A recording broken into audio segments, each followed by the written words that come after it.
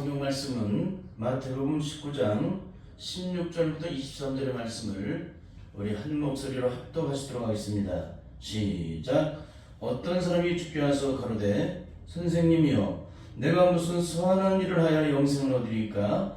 예수께서 가라사대 어찌하여 선한 일을 내게 묻느냐? 선한 이는 오직 한 분이시니라. 네가 생명에 들어가려면 계명들을 지키라. 가로되 어떤 계명이오니까? 예수께서 가라사대 살인하지 말라, 간음하지 말라, 도적질하지 말라, 거짓 증거하지 말라, 내 부모를 공경하라, 내 이웃을 내 몸과 같이 사랑하라 하신 것이니라. 그 청년이 가로되 이 모든 것을 내가 지켰사오니 아직도 무엇이 부족하니까? 예수께서 가라사대 내가 온전하고자 할진대 가서 내 소유를 팔아 가난한 자들에게 주라. 그리하면 하늘에서 보화가 내게 있으리라.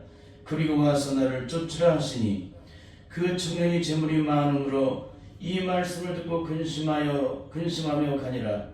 예수께서 저희들에게 이르시되 내가 진실로 너에게 이르노니 부자는 청년에 들어가기가 어려우니라. 아멘. 아멘. 오늘은 마태복음 19장 16절에서 23절의 말씀을 통해서 주님이 세우신 하나님 나라에 들어가는 영적 기준 첫 번째로 부자 청년이라는 제목으로 말씀을 함께 나누도록 하겠습니다. 사복음서의 그 말씀 보면은 주님께서 율법 아래서 구원을 받기 위해 일평생 열심을 내며 애쓰고 힘쓰며 몸부림치며 신앙생활을 했던 유대인들을 향해서 하나님 나라에 들어가는 영적 기준을 아주 섬세하게 세워주고 계십니다. 우리가 그저 율법 아래서 막연하게 생각했던 것들이었지만 주님께서 오셔서 그 기준을 분명하게 세워주고 계시는 거예요. 그것은 단 한마디로 의라는 거예요. 의. 그러니까 하나님 나라의 의의 법, 하나님의 의를 충족시키지 못하게 되면 우리가 아무리 이 땅에서 열심히 있는 신앙생활을 해도 절대 구원을 받을 수가 없다는 거예요. 그러니까 우리가 성경 66권을 다 통달하고 요한계시를 꿰뚫어도 우리가 하나님의 말씀을 따라 순종함으로 그 의를 나타내지 못하게 되면, 그 의를 충족시키지 못하게 되면 절대 하나님 나라의 영광을 볼 수가 없다는 것입니다. 근데 지금 한국교회 안에는 이 기준이 깨져 있죠. 하나님 나라 의라는 이 가장 중요한 구원의 기준은 배제하고 그저 예수 그리스도 믿으면 구원받고 천국 간다라는 그런 논리로 그렇게 증거를 하고 있기 때문에 성도들로 하여금 하나님의 의를 따라 의의 법을 이루어서 철저하게 순종함으로 그 의를 나타내어 하나님의 영광을 드러낼 수 있는 삶을 살아가도록 만들어지지 못하고 도리어 방해를 하고 있다는 거예요. 온 세상 천지를 다 돌아다니면서 한 사람을 얻게 되었습니다. 근데 그 사람을 더 배나 지옥 백성으로 만들어 놓는 것처럼 그렇게 하고 있는 거예요 지금. 여러분, 우리가 지금 60년대, 70년대, 80년대는 절대 이런 복음을 전하지 않았어요. 그때 성령을 받고 그 능력 안에서 기도한 사람은 절대 이런 말을 하지 않습니다. 아무리 열심히 있는 신앙생활을 해도 하나님이 원하시는 의를 온전히 이루지 못하게 되면 결단코 천국에 들어갈 수가 없다는 것입니다. 그 기준이 바로 너희 의가 서기관과 바리새인보다 더 낫지 못하면 결단코 천국에 들어가지 못하리라는 말씀입니다. 너희 의가 서기관과 바리새인보다 더 낫지 못하게 되면 결단코 천국에 들어갈 수가 없다. 이게 하나님 나라에 들어가는 영적인 구원의 기준이에요. 이 기준은 불변하는 것입니다. 이 기준이 온전히 충족이 되기 위해서는 어떤 삶을 살아야 되나? 하나님 나라 의의 법을 이룰 수 있는 사람은 어떤 사람인가? 여러분 그거 알고 계십니까? 오늘 한국교회에서 그 정답을 주고 계시나요? 정답을 주고 계시다면 오늘 이 말씀에 귀를 기울이시길 바랍니다. 하나님 나라의 의를 이룰 수 있는 유일한 법은 뭐냐면 십자가의 법이에요. 그 십자가에서 하나님의 의의 법을 온전히 충족시킴으로 우리에게 영원한 구원을 허락하신 거예요. 그것은 뭡니까? 사랑으로 십자가를 치신 것이죠. 그러니까 우리 안에 철저하게 죄가 회개가 되어지고 우리의 심령 자체가 흠없고 점없는 어린 양의 보배로운 피지로 정결하게 쓰임받게 되면 우리가 정결한 하나님의 자녀가 돼요. 그 정결한 하나님의 자녀가 되어야 비로소 하나님 나라 율법을 따라 순종을 한다는 거예요. 그러니까 너희 의가 서기관과 바리새인보다 더 낫지 못하면 결단코 천국에 들어갈 수 없다면 우리가 어떻게 하나님 나라에 들어갈 수 있냐? 하나님의 나라의 율법을 이뤄나갈 수 있는 그 능력이 내 안에 이루어져야 되잖아요. 그것은 바로 십자가를 통해서 반드시 그 의가 이루어져야 된다. 그 십자가는 하나님의 율법을 이뤄나가는 유일한 영적 능력이기 때문에 그러는 거예요. 그런데 이러한 기준을 우리를 심판하시는 주님께서 친히 세우셨음에도 불구하고 이 땅의 많은 성도들이 나는 예수 그리스도를 믿으니까 무조건적으로 구원받고 영원한 천국에 들어갈 수 있다라고 믿고 있다는데 영적인 심각함이 있다는 것입니다. 왜 그런 일이 벌어졌을까요? 그 이유는 오직 한 가지, 말씀을 증거하는 주인들이 다 그렇게 전해서 그런 것입니다. 말씀을 전하는 주인들이 그걸 영적으로 구별하지 못하고 철저하게 성령 안에서 거듭나야만 하나님 나라의 율법을 따라 순종함으로 그 의를 드러낼 수 있다라고 증거를 하지 않기 때문에 그러는 거예요. 여러분, 그로 인해 나타나는 가장 안타까운 것은 무엇입니까? 이 땅의 모든 성도들이 하나님이 어떤 분이신지를 전혀 영적으로 모르고 있다는 거예요. 여러분, 대부분의 성도들이 하나님을 알고 있는 게 뭡니까? 하나님은 사랑의 하나님이라는 거예요. 그러니까 그 사랑의 하나님만을 기억하는 거예요. 우리가 어떤 죄를 다 용서해 주신 하나님, 우리가 잘못했다고 말만 해도 그냥 다 용서해 주신대요. 그 회개가 진짜인지 가짜인지, 그 회개가 온전한 회개인지 아닌지, 우리의 회개는 어떤 회개가 이루어지느냐? 우리의 심령이 온전한 통해와 자복과 회개를 통하여 우리가 주님 앞에 그 죄를 회개할 때 주님께서 우리에게 의롭다 하심을 얻게 하시는 성령의 인쳐 주심이 없는 회개는 다 하나님께 상달된 회개가 아니에요. 그런데 우리는 이런 기준을 절대 세워주지 않고 뭐예요? 우리가 어떤 죄를 지었든지 주님께 가서 잘못했다고 말만 하기만 하면 다 용서해 주신 하나님이라는 거예요. 그것밖에 모르는 거예요. 우리가 어떤 죄를 짓든지 회개를 하려면 반드시 심판하시는 공의 하나님, 이 땅에 어떤 죄도 눈꽃만큼도 용서하지 않고 용납하지 않으시는 공의 하나님, 심판 하나님이시라는 사실을 영적으로 증거하지 않고 있다는 거예요. 그러니까 오늘 한국교회 성도들이 영적인 삶이 뭐예요? 다 영적으로 무력한 거예요. 죄에 대해서 싸워 이겨야 되는데 죄와 싸워 이길 능력이 없어요. 심판에 대한 두려움을 가져야 되는데 그 두려움을 갖지 않아요. 왜? 사랑의 하나님만 배웠기 때문에. 이게 여러분 얼마나 영적으로 심각한 문제예요.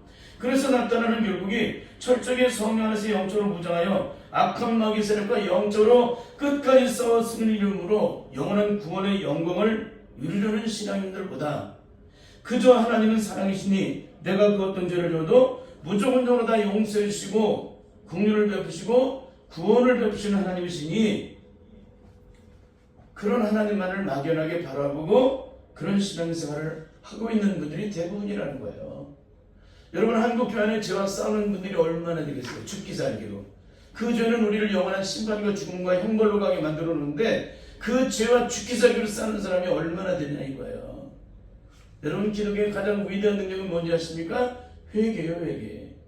회개를 온전히 이루게 되면 하나님 나라가 되게 이루어진 거예요. 근데 여러분, 그동안 예수 그리스도를 믿고 하나님 나라가 여러분에게 이루어졌습니까? 거기는 상함도 해함도 죽음도 고통도 시름도 슬픔도 아픔도 없는 그런 영적인 세계를 여러분이 경험하셨어요? 만약에 그런 세계를 눈꼽만큼도 경험하지 않았다면 여러분 절대 성령으로 거듭난 분들이 아니에요. 그리고 여러분의 죄가 온전히 예수님의 보혈로 씻겨진 것이 아니라는 거예요. 여러분의 생각, 여러분의 마음, 여러분의 의적인 마음, 여러분의 생각적인 그런 관념적인 것들 뿐이지 절대 영적인 것이 아니라는 것입니다. 영적으로 회개가 이루게 되면 반드시 성령 안에서 우리에게 영적인 자유함이 이루어지는데 그 죄사함의 은총을 입은 자들은 반드시 죄사함이 있다는 거예요. 죄사함의 은총을 통해서 자유함을 누리게 되어 있다는 것입니다. 이것이 여러분에게 영적으로 이루어지고 있는지를 한번 살펴볼 수 있기를 바랍니다. 그래서 오늘 한국교회에서 일어나고 있는 이 모든 일들은 너무나도 안타까운 일이에요. 여러분, 소경이 소경을 인도하면 어떻게 된다고 그랬어요? 둘 다 구덩이에 빠진다는 걸 다 알고 있습니다. 그러면 하나님 나라로 인도하는 죄종들이 영적 영안이 열려 있으면 어떻게 돼요? 그들을 하나님 나라 영광의 나라로 인도를 할 거예요. 근데 만약에 그 하나님 말씀을 전하는 분들이 영적 소경이면 어떻게 될까요? 둘 다 지옥불에 떨어지는 것입니다. 여러분, 이거 얼마나 중요한 얘기인지 몰라요. 그분이 진짜 영적으로 열려있는 분인지, 아니면 성경에 나와 있는 수많은 말씀들, 진리의 말씀들을 그저 증거만 하는 분들인지 한번 살펴보셔야 돼요. 여러분, 한국교회에서 증거되는 말씀이 틀리는 말씀이 어디 있겠어요? 말씀마다 다 틀리는 게 어디 있겠어요? 다 성경을 기준으로 해서 말씀을 증거하고 있는데, 근데 뭐가 있습니까?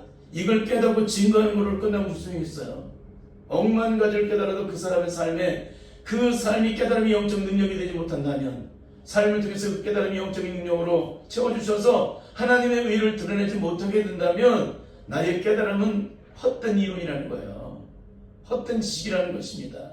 그러니까 우리는 남이 기록해 놓은 걸 가지고서 거기에 수많은 것들을 깨닫게 해주시는 수많은 주석책들과 그런 내용들로 기록되어 있는 수많은 기독교 서적들을 통해서 우리가 그걸 보고 깨달을 때 그 깨달음이 나의 영적 능력입니까? 절대 능력이 아니죠. 그래서 우리는 깨닫는 것으로 능력이 아닌 거예요. 하나님 나라는 마음에 있지 않고 능력이 있습니다. 그 깨달음이 나의 영적 능력이 되지 못한다면 절대 하나님의 영광을 보지 못하죠. 그러니까 한국교회 가장 영적인 심각함은 성경 66권을 다 깨달은다는 거예요. 요한계시를 다 깨뚫은다는 거예요. 깨닫고 깨뚫은다. 근데 문제가 무엇입니까? 이스라엘 백성들처럼 똑같이 순종을 안 해요. 이 말씀대로 살지는 않는 거예요. 그러니까 우리가 하나님의 말씀대로 온전한 순종이 이루어지지 않기 때문에 뭐예요? 하나님 나라의 영광을 볼 수가 없다는 거예요. 아무리 억만 가지를 깨달아도. 여러분, 성령의 사람은 깨달으면 깨달을수록 그것이 나의 삶의 능력이 돼요. 내 안에 성령님께서 깨닫게 하심으로 그 말씀에 순종하도록 만들어주시기 때문에. 어떻게? 능력으로. 근데 이성적인 혼적인 자는 어떻게 돼요? 억만 가지를 깨달아도 순종이 안 돼요. 왜 그래? 그 안에 주인은 여전히 마귀니까. 마귀가 하나님 말씀대로 순종하도록 내버려 둡니까? 철저하게 방해를 하지. 그러니까 이게 성령을 받은 사람이 깨달은 것과 성령을 받지 못한 육적이고 혼적이고 이성적인 사람이 깨달은 것은 이렇게 철저하게 다른 거예요. 여러분, 구약성경 39회에는 하나님은 이 세상의 그 어떤 죄도 진정 침상을 길까지 눈물로 회개하는 자에게는 한없는 사랑과 긍휼을 베풀어 주시는 하나님이세요. 근데 회개하지만 그 죄에 대해서 온전한 회개가 이루어지지 않는 자는 그 어떤 허물도 죄도 용서하지 않으세요. 여러분, 우리가 신앙생활할 때 예수님이 십자가를 지셨기 때문에 우리의 죄를, 우리가 어떤 죄를 짓는지 다 용서해 주는 주님이세요? 아니에요. 십자가를 지기 전과 지기 전이나 지신 후나 우리가 죄를 온전하게 회개하지 않으면 우리는 구원의 은혜를 입을 수가 없어요. 응? 여러분, 예수님이 이 땅에 오신 목적이 뭐예요? 십자가를 지시기 위해서 오셨지만 그건 뭐예요? 그 구원의 영광을 내게 이루도록 하시기 위해서 오신 거예요. 구약시대는 그 영광이 내게 임하지 못했습니다. 특별히 성령을 받은 하나님의 기름 부음 받은 죄종들에게만 그 능력이 임했지 다른 사람에게 그 능력이 임하지 않았어요. 근데 예수님이 오시고 십자가에 못 박혀 죽으시고 사흘 만에 부활하시고 하늘로 승천하셔서 성령을 보내시고 난 후에 영원히 죽어도 악한 영의 세력과 싸워서 승리를 이룰 수 있는 우리들에게 영원한 승리와 영광을 이룰 수 있도록 성령을 보내셨다는 거예요.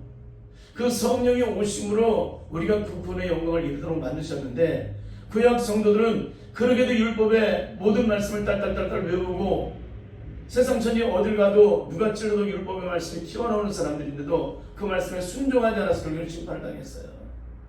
근데 오순절에 성령을 받은 사람은 어떻게 돼요? 죽어도 용서를 할 수 없고 죽어도 순종할 수 없는 자가 용서가 식은죽 쉬워지고 순종이 식은죽 쉬워지게 돼요. 이게 오순절에 성령의 능력을 받는 영적인 비밀입니다. 그러니까 이 능력을 받지 못하게 되면 우리는 구약의 성도들과 똑같아요. 예수님이 아무리 십자가로 억만 번을 씌워도 소용없어요. 성령을 받지 못하게 되면 우리는 구약의 성도들의 영적 수준을 눈꼽아보도 벗어나지 못한다. 근데 지금 한국교회는 뭡니까? 구약 성경 붙잡고 실행하고 있죠. 안타까운 얘기예요. 여러분, 진정한 구원의 능력을 오순절의 성령의 능력을 받지 못하게 되면은 여전히 구약 성경에서 헤매게 되어 있습니다. 그런데 오순절에 성령을 받은 자는 더 이상 구역에 머물질 않아요. 성령님의 능력이 오시면 구역에서 실패된 모든 것들을 다 승리하도록 만들어 주시기 때문에, 그래서 우리는 반드시 성령을 받아야 될 줄 믿습니다.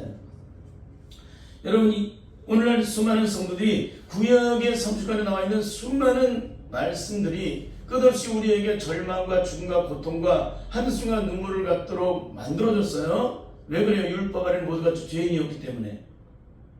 근데 뭐가 있습니까? 이런 가운데 있음에도 불구하고 우리에게는 놀라운 하나님의 은혜를 입을 수 있는 구원의 기회가 임했어요. 그것은 바로 우리에게 보혜사 성령님이 오셔서 우리와 함께 하심으로 우리를 도와주신다는 거예요. 우리는 할 수 없는 것들을 그분은 나를 이루게 하시고, 내가 깨달을 수 없는 것을 그분은 깨닫게 하시고, 내가 볼 수 없는 것들을 그분은 보게 하시고, 내가 하나님의 말씀을 그저 막연하게 성경의 말씀에 나와 있는 것을 따라 그 말씀의 기준의 법을 따라 그렇게 살아왔지만, 성령님은 내게 오셔서 하나님 나라 의의 법을 세우셔서 이 말씀대로 순종하지 않기 때문에 우리는 하나님 나라의 영광을 이룰 수 없다라고 그 기준을 세우셨는데, 그 보혜사 성령님이 우리에게 오시면 죄가 무엇인지, 의가 무엇인지, 심판이 무엇인지를 가르쳐 주신다는 거예요. 너무나 기가 막히죠? 죄가 무엇인지를 영적으로 그것이 구별되어 있지 않게 되면 어떻게 돼요? 육신의 의지적인 지식과 병원 학문으로만 그것이 세워졌으면 어떻게 돼요? 우리는 절대 순종이 안 돼요. 근데 영적으로 세워져 있다는 얘기는 뭐예요? 영적인 사람이 되었기 때문에, 영적으로 세워졌다면 그 영적인 일을 이룰 수 있도록 주님께서 능력으로 역사해 주신다는 거예요. 그러니까 죄가 무엇인지, 의가 무엇인지, 심판이 무엇인지를 철저히 영적으로 내가 깨닫고 알아야 그 말씀대로 순종함으로 하나님의 의를 드러내요, 하나님의 영광을 드러낼 수가 있는데, 육신의 사람, 성령을 받지 못한 사람은 여전히 육신에 속해있기 때문에 아무리 발버둥을 쳐도 하나님 나라 의의 법에 대해서 영적으로 모른다는 거예요. 그러니까 영적으로 모르는 자는 영적인 소경이기 때문에 하나님 나라에 들어가는 길을 몰라요. 아무리 성령 육신권을 다 통달해도 그건 이론이기 때문에, 억만 가지를 깨달아도 그건 지식이기 때문에. 근데 성령의 사람이 그걸 억만 가지를 깨달으면 영적 능력이 되죠. 깨달은 것만큼 영적으로 순종하는 믿음의 의를 나타내기 때문에 그게 철저하게 영적으로 다른 것입니다. 결국 오늘 우리들이 여전히 구약 성도들의 신앙의 수준을 조금 더 영적으로 벗어나지 못한 이유는 오순절에 성령을 받지 못했기 때문에 이런 처참함이 드러나고 있는 것입니다. 그러므로 오늘 우리들은 반드시 영적으로 깨달을 것은, 오늘 친구들은 이 말씀을 통해서 우리의 구원의 기준이 어떻게 세워져 있는지를 영적으로 살펴봐야 한다는 거예요. 나는 과연 온전한 믿음의 구원의 기준을 갖고 있나? 그 기준을 따라 나는 영적인 삶을 살아가고 있는지, 순종하는 삶을 살아가고 있는지 철저하게 살펴봐야 한다는 거예요. 왜 그럴까요? 오늘 이 말씀을 철저하게 영적으로 깨닫지 못하게 되면, 오늘 율법의 모든 말씀을 완벽하게 지켰음에도 불구하고 그 한 가지가 부족해서 천국에 들어가지 못한 부자 청년하고 똑같은 결국을 맞이할 수 있기 때문에 그런 것입니다. 그렇습니다. 성경 속에 나와 있는 인물들 중에서 율법을 가장 완벽하게 지켰음에도 불구하고 이 한 가지가 부족해서 천국에 들어가지 못한 자들이 있어요. 그 첫째가 조금 전에 증거한 부자 청년이고, 둘째는 바리새인과 서기관들입니다. 오늘은 부자 청년에 대해서만 말씀을 증거하도록 하겠는데, 마태복음 19장 16절에서는 이렇게 말씀을 시작하고 있습니다. 부자 청년이 주님께 와서 내가 무슨 선한 일을 하여야 영생을 얻으리까? 주님께서 말씀하십니다. 내가 생명에 들어가자 원하느냐? 그러면 계명들을 지켜라. 여러분, 하나님 나라에 들어가는 가장 중요한 영적인 기초가 뭡니까? 계명들을 지켜야 한다는 거예요. 이전의 구약 성도는 계명을 온전히 지키지 못했어요. 성령이 오시면 그 계명들을 지키는 것이 어렵지 않습니다. 내 안에 죄가 사라지면 그 말씀에 순종하는 것이 어렵지 않아요. 근데 죄가 있는 사람은 뭐예요? 그 계명들을 지키는 것이 억만을 주는 것도 더 힘들고 어려워요. 그건 끝까지 순종이 안 된다는 것입니다. 여러분, 수천 년의 세월을 흐른 동안에 성령을 받지 못한 주의 이스라엘 백성들이 하나님 말씀에 순종했나요? 순종하는 척만 했죠. 근데 결국에는 순종하는 척은 언제 드러나요? 고난이 오고 시험이 오면 다 실체가 드러나게 됩니다. 그게 이스라엘 백성이에요. 그러니까 끝없이 하나님 앞에 불순종하고 죄악 가운데 면서 하나님의 심판 속에 고통과 고난을 받고 죽음을 경험하고 이 처참함을 경험한 거예요. 구약성경 39권이. 내가 생명에 들어가자 원하느냐? 그러면 계명들을 지켜라. 계명들은 성경 66권에 기록된 모든 계명을 의미하는 거예요. 여러분 성경 66권을 다 통달하고도 요한계시록을 꿰뚫어도 순종을 안 하면 어떻게 되겠어요? 순종은 하나님의 의를 드러내는 가장 중요한 믿음의 기초인데, 그러니까 내가 하나님 말씀대로 온전히 순종하지 하고 있느냐, 순종하고 있지 않느냐, 그거 딱 하나만 보면 그 사람이 천국 갈지 아닌지 지옥 갈지 아닌지 금방 드러나. 뭐 여러 가지 말 필요가 없어요. 뭐 예수님이 오셨기 때문에 예수님의 공로로 천국 간데 어떤 죄를 있어. 그거는 가장 어리석은 얘기를 하는 것이고, 마귀에게 완전히 점령당하기 때문에 그런 어리석은 얘기들을 하고 있는 것이고, 여러분 진리의 성령이 오셨을 때 성령이 오시면 반드시 우리를 깨닫게 하세요. 내 죄가 무엇인지, 내 허물이 무엇인지, 내 어리석이 무엇인지, 내가 어떤 영광을 가지고 있는지를 다 일일이 가르쳐 주시는데, 어떻게 그걸 철저하게 성령님께서 나를 조명하시고 가르쳐 주는데 어떻게 죄 가운데 살다가 천국에 가요? 억만을 주고 어떻게 하나도 있을 수 없는 얘기입니다. 여러분 철저하게 성령에서 깨달을 수 있기를 바라요. 그러자 부자 청년은 뭐냐면 너무나도 자신만만하게 아주 그 계명이 어떤 계명이냐고 질문을 해요. 그러자 예수님께서 말씀하십니다. 살인하지 말라, 간음하지 말라, 도둑질하지 말라, 거짓 증거하지 말라, 내 부모를 공경하라, 내 이웃을 같이 사랑하라 하신 것이니라. 그러자 그 부자 청년은 20절을 통해서 이렇게 대답을 합니다. 내가 이 모든 것을 다 지켰는데 아직도 부족한 것이 있습니까? 다 지켰다는 거예요. 이 사람은 얼마나 열심히 있는 사람인지 몰라요. 그러다 예수님께서는 21절을 통해서 아주 기가 막히게 하나님의 나라에 들어갈 수 있는 가장 중요한 영적 기전을 세워주세요. 함께 읽겠습니다. 시작. 예수께서 가라사대 내가 온전하고자 할 텐데 가서 내 소유를 팔아 가난한 자들을 주라. 그리하면 하늘에서 보화가 내게 있으리라. 그리고 와서 나를 쫓으리라 하시니. 이 말씀을 듣는 순간 부자 청년은 그렇게도 자신만만했던 모습은 순식간에 다 사라져버리고 자신이 지금까지 어떤 믿음의 신앙인이었는지를 그대로 적나라하게 자신의 실체를 드러내주게 됩니다. 22절을 함께 읽습니다. 시작. 그 청년이 재물이 많음으로 이 말씀 듣고 근심하며 가니라. 그 청년이 재물이 많음으로 이 말씀 듣고 근심하며 가니라. 이 청년의 주인은 누구예요? 예수님이 아니라 재물이라는 거예요. 이 사람의 가장 귀한 것은 무엇입니까? 예수님이 아니라 재물이라는 거예요. 이 사람의 삶을 지탱하고 있는 것은 무엇입니까? 예수님이 아니라 재물이라는 거예요. 너무 기가 막히죠? 그러니까 뭐예요? 이 사람은 일평생 율법을 완벽하게 지켰지만 뭐가 안 바뀐 거예요? 주인이 안 바뀐 거예요. 여러분 주인이 안 바뀐 사람은 일평생 예수 그리스도를 믿어도 그 사람은 절대 구원을 받지 못해요. 하나님 나라에 들어갈 수 없다는 것입니다. 그러니까 23절을 통해서 이렇게 결론을 지어주고 있어요. 내가 진실로 너희에게 이르노니 부자는 천국에 들어가기가 어려우니라. 낙타가 바늘기에 들어가면서 힘들고 어렵다는 거예요. 여러분 하나님 나라는 누가 들어갈까요? 자기 안에 자기가 없는 사람이 들어가요. 자기를 다 비운 사람, 자기를 다 주님 앞에 온전히 내어드리는 사람, 자기 것이 없는 사람, 그런 사람이 들어가는 거예요. 그래서 하나님 나라는 자신의 목숨보다 더 귀하게 사랑했던 그 모든 것들을 온전히 내어버리지 못하면 하나님 나라에 들어갈 수가 없다. 내가 주인상 모든 것을 내놓지 않게 되면, 내가 빈손이 되지 못하면, 온전히 빈손이 되지 못하면 주님을 온전히 붙잡을 수가 없다는 거예요. 내 삶에 내가 가진 것이기 때문에 가진 것이 있는 것만큼 주님 앞에 순종할 때 인터벌이 되기 때문에 내가 가진 소유가 아무것도 없어야 된다는 거예요. 그러니까 이 땅에서 내가 피할 곳이 다 한 군데도 없다는 걸 아는 사람, 세상 전에 어딜 가든지 하나님의 은혜가 없이는 단 한 순간 내 생명이 보존될 수 없고 승리할 수가 없다는 사실을 철저히 영적으로 깨닫는 자만이, 그걸 영적으로 대하여 영적으로 온전히 이루어지고 형성되는 사람만이 하나님 나라에 들어갈 수 있다는 거예요. 얼마나 중요한 얘기예요 이게 지금. 그렇죠? 그래서 예수님께서는 마태마가 누가복음에서 이렇게 증거를 해주고 있어요. 그 중에서 마태복음 16장 24절부터 25절의 말씀 함께 읽겠습니다. 시작. 아무든지 나를 따르려거든 자기를 부인하고 자기 십자가를 지고 나를 쫓을 것이니라.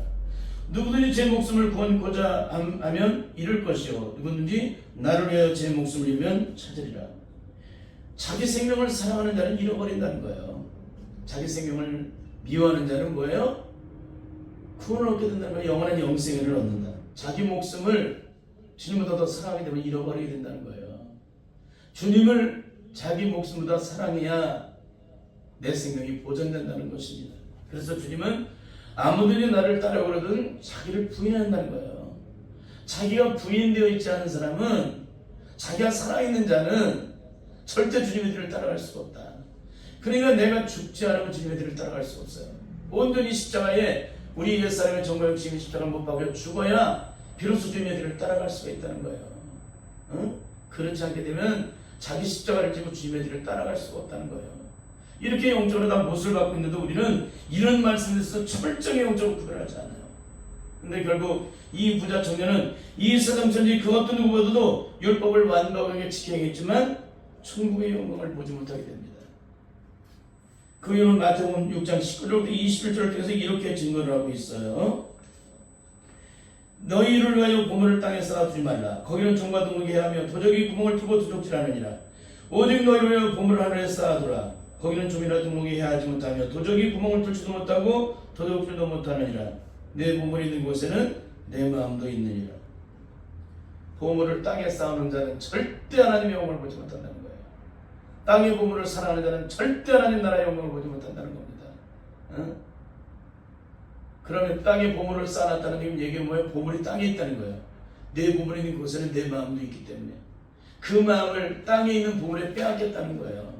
마귀에게 아담이 선악과를 먹음으로 빼앗기는 순간 그 안에 저주가 들어오듯이, 저주의 훈벌이 들어오듯이, 죽음이 들어오고 심판이 들어오듯이 땅의 것을 살아가는 순간부터 우리는 이미 영적으로 심판 속에 매 있는 자라는 거예요. 결국 이 말씀을 기준 삼을 때 이 사람의 부모는 예수님이 아니라 바로 재물이었다는 거예요. 이 사람의 신앙은 본인스러워 남다르게 일평생 정말 구별된 신앙생활을 해왔다고 자신만만하게 생각했지만 오늘 이 말씀을 볼 때 우리의 신앙은 눈에 보이는 것이 전부가 아니라는 사실을 철저히 가르치고 계시는 거예요. 주님은 우리의 겉사람이 아니라 우리의 속사람의 신령, 우리의 패배의 조직을 살피신 하나님, 우리의 신령을 살피신 하나님이세요. 결국 아무리 완벽한 신앙생활을 해도 심령의 주인이 바뀌지 않는 자는 절대 주님이 원하는 대로 순종할 수 없다는 거예요. 그러면 주님이 원하는 대로 순종할 수 없는 사람은 어떻게 돼요? 절대 하나님 나라의 영광 들어갈 수 없어요. 이 부자 청년을 오늘날 성도로 비하면 이렇게 살아가는 사람이에요. 주 예수보다 더 귀한 것은 없다고 눈물을 흘리며 고백하는 성도의 삶을 살아가는 사람이라고 할 수가 있습니다. 눈물 콧물 흘리면서 주 예수보다도 더 귀한 것은 없다는 거예요.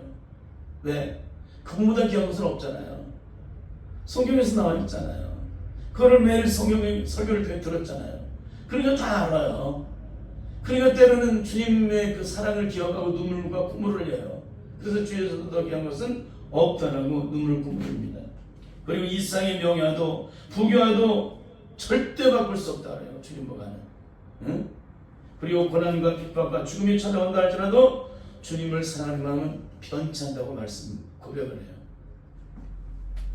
그런데 여러분, 이렇게 고백하는 사람들 치고 진짜 순종하는 사람을 보셨습니까? 왜 순종이 안 될까요? 자기 마음은 성령을 받기 전 베드로처럼 그런 인생을 살고 싶고 그렇게 순종할 수 있을 것 같은데 여전히 죄가 그 심령의 주인이기 때문에 순종이 안 돼요. 마음과 결단은 그것이 내가 원하는 소원이죠. 근데 실제 삶은 안 돼요. 근데 성령을 받고 거듭난 주의 자녀들은 성령의 능력 안에 거하기 때문에 오늘 이 고백이 나의 능력이 되고 영적인 생명이 된다는 사실이에요. 여러분, 우리가 이렇게 주님을 사랑한다고 말하며 정말 이 세상 명예와 재물과 그 어떤 것과도 바꿀 수 없는 더 귀한 분이라고 고백을 하면서도 그런 삶을 살지 않는다면 과연 그렇게 살지 않는 사람은 어떻게 결국을 맞이할까요? 절대 천국에 들어가지 못합니다. 하나님의 심판을 피할 수가 없어요. 왜 그래요? 주님의 계명을 온전히 지켜 행하지 않기 때문에 그래요. 말씀대로 순종하지 않기 때문에 그런 것입니다. 질문하겠습니다. 그렇다면 과연 이런 신앙을 가진 자는 오늘 세상에서 통용되고 있는, 오늘 각교에서 통용되고 있는 대로 주님의 공로로 천국에 들어갈 수 있을까요? 절대 들어가지 못합니다. 왜 들어가지 못하는지를 가르쳐 드릴게요.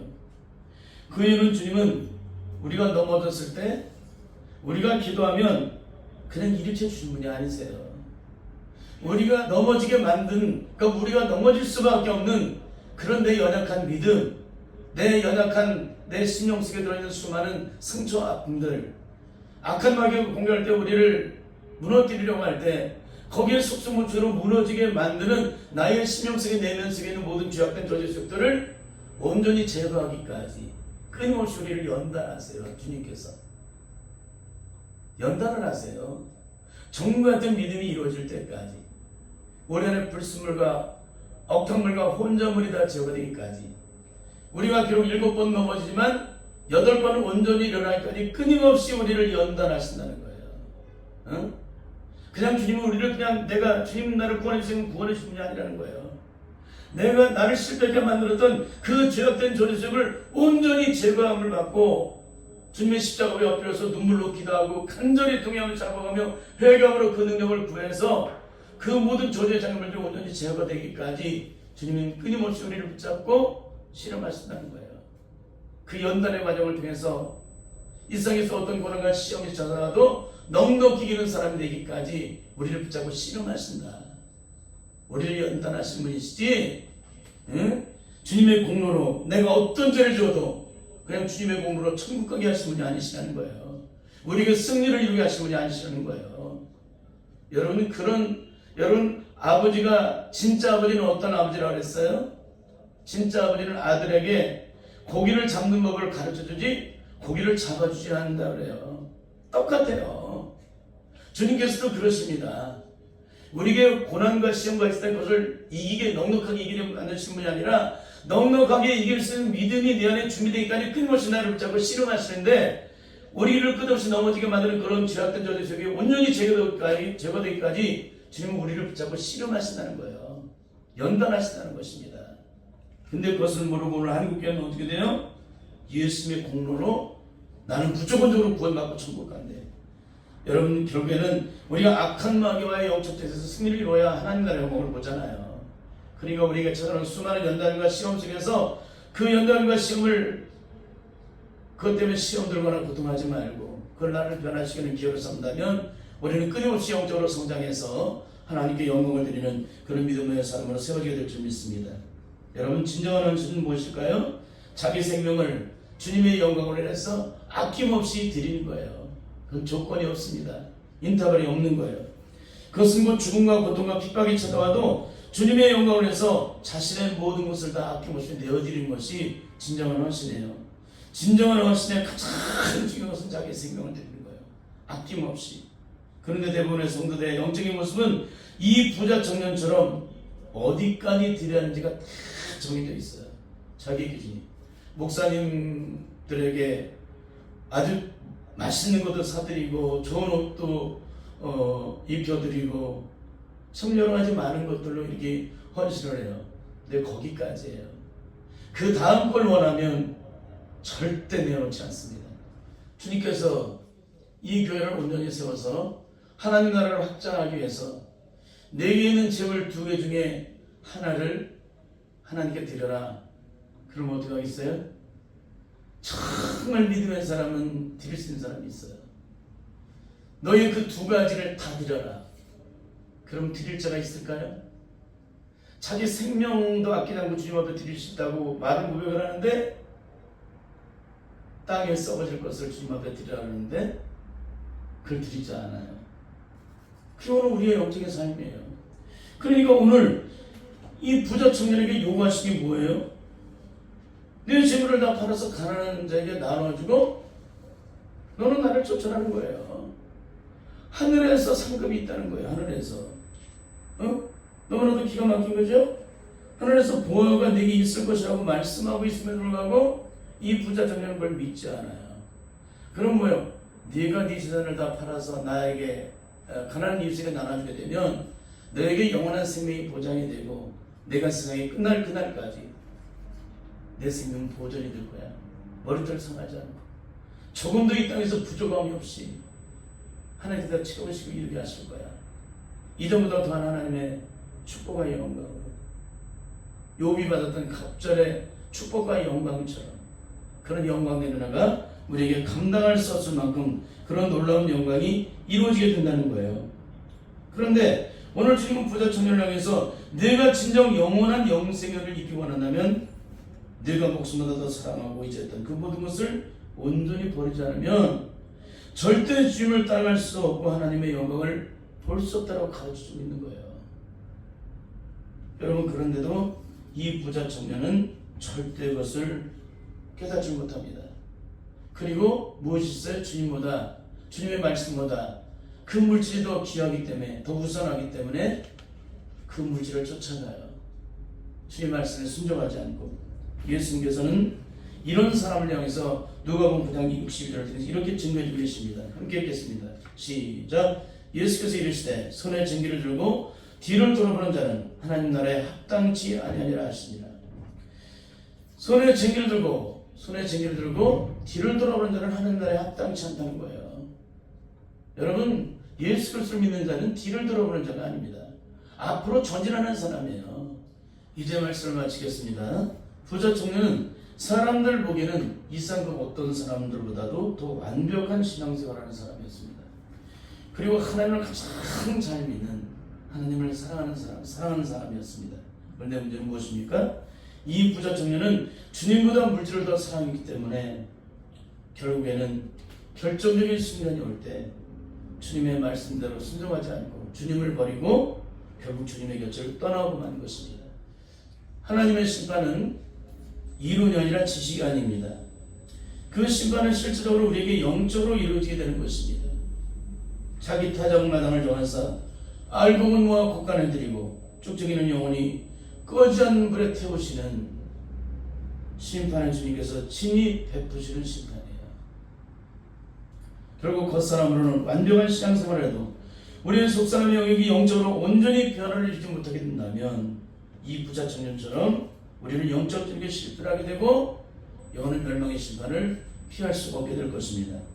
반드시 오순절에 임하신 성령의 불사를 받고 그 능력 안에서 속사람의 심령의 영역을 철저하게 깨뜨려서 모든 영적 장애물들을 제거함으로 온전히 변화를 받아 오직 성령의 능력에 통찰해 이 땅의 생명을 다하기까지 아낌없이 주님의 영광을 위해서 생명을 다하는 삶을 살다가 주님이 부르실 때 영광 중에 할렐루야 하나님께 영광을 돌리면서 주님의 품으로 돌아가는 우리 모든 성도들이 다 될 수 있기를 예수님의 이름으로 간절히 축원합니다. 아멘.